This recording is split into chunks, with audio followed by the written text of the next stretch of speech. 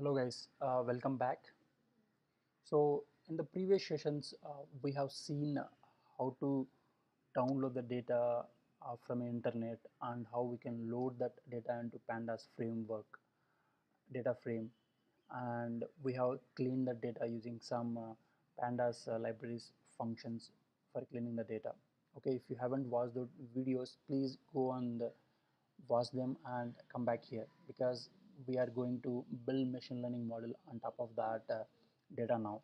Okay, so let's get started. So before building any machine learning model, generally what we do is we will split the data into two parts: one training data, one testing data. Okay, the training data will be used to train the machine learning model here, and once we have the model, to test the accuracy of the model we will use the test data. Okay, so that's why we need to divide the data into two parts: one training data set and another testing data set. Now we are using scikit-learn model selection library for splitting the data into train and test. So we need not do anything. Okay, simply you just need to import this particular method. Okay, so what I'm doing is here you take this train test split the data. Okay, RDF drop, this one we are dropping it, and because this is what we want to predict, right? And here as well, if you see here, the test size is 0.2, that means 80-20. That means the training data will be 80% and the testing data will be 20%. Okay, and we are taking the random state. If you want to know more about this particular method or library, you please go ahead and search in the internet. Scikit-learn is one of the best machine learning libraries available in the market now. Okay, it is highly used in the Python world. Okay, let me run this one. It will take some time, okay, depending upon the system. Yeah, it is done. Okay, how do I know that it is done? So because we got this number here instead of the asterisk symbol.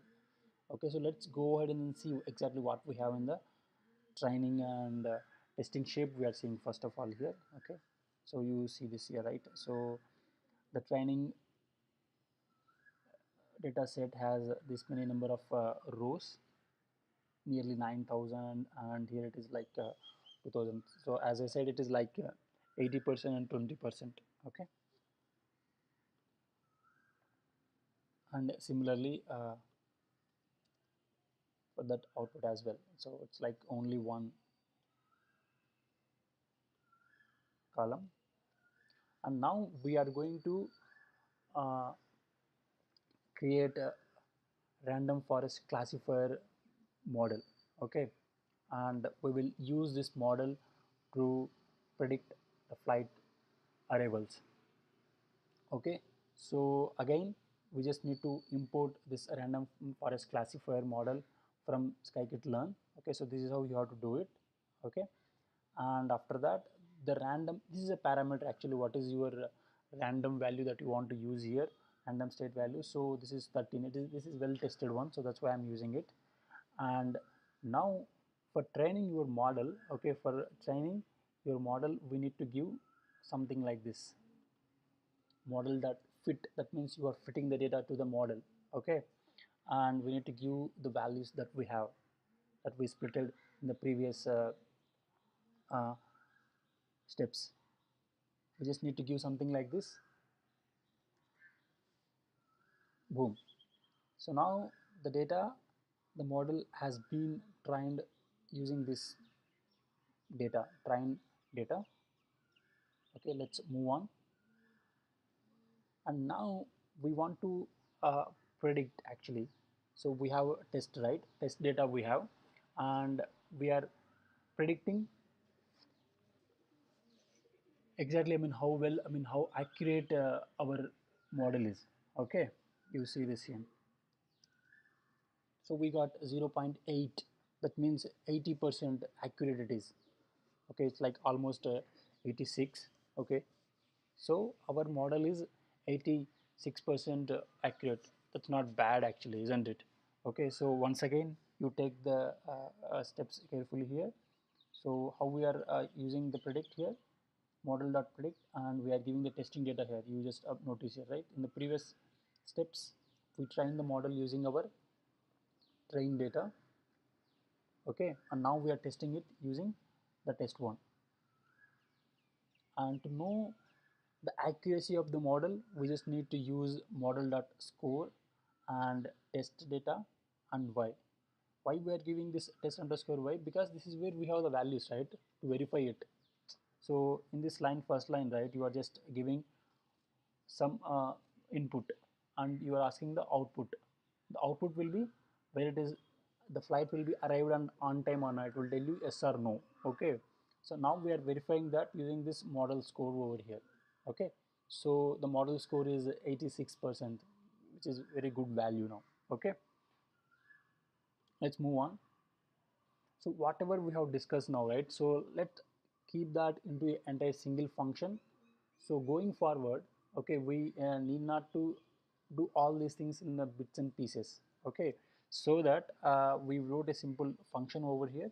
So this function will take departure, date, time, okay, and origin and destination. We have to give these three values.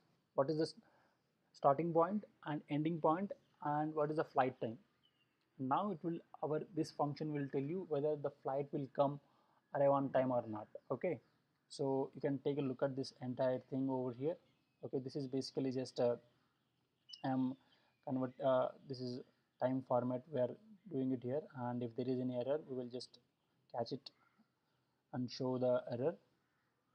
And after that we are splitting the month. This is nothing to do with the machine learning model. This is basically uh, for pulling the month, day of week and hour from the time given.